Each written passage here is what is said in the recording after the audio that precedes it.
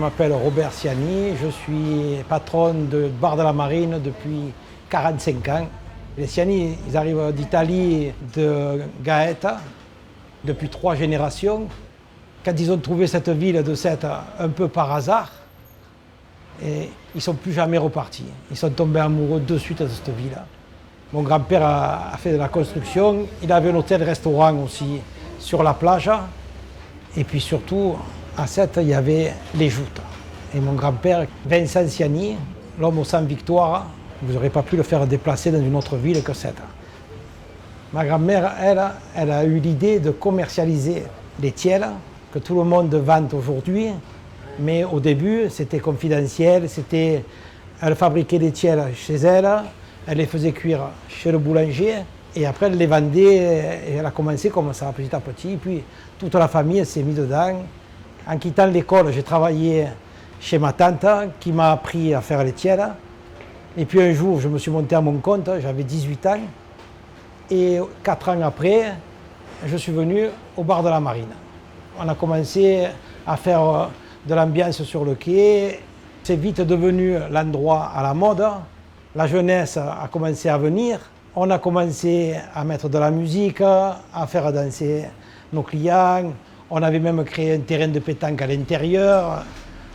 On a commencé à faire ce qu'on fait pour relancer un bar qui était endormi. Et maintenant, on est en train de servir les petits-enfants de mes premiers clients. C'est pas bon pour moi, ça.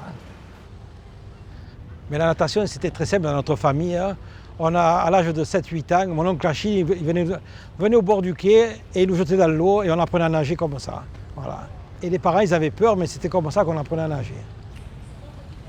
Moi, ma promenade préférée, c'est de marcher le long des quais. Même l'hiver, je ne marche jamais sur les trottoirs. On voit toujours des poissons, on voit toujours quelque chose de plaisant. On respire quand même cette iode qui nous fait du bien. Voilà, je tenais à vous amener au cœur de la ville. C'est là que j'ai passé toute ma jeunesse.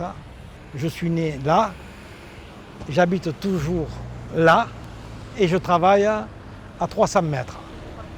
Quand on a la chance d'être sur les barques dans ce cadre-là, c'est unique. D'ailleurs, pourquoi tout le monde rêve de gagner la Saint-Louis? C'est parce qu'elle est dans ce cadre-là. On est en plein dans le cœur du réacteur de la ville de Sète. Quand vous marchez le matin au bord du quai pour venir travailler, que vous voyez toutes ces couleurs, toute cette ambiance avec ces bateaux, on va travailler avec le sourire. Et je pense que la gaieté qu'ont les Sétois, justement, vient de cette ville qui est colorée, qui a une force en elle.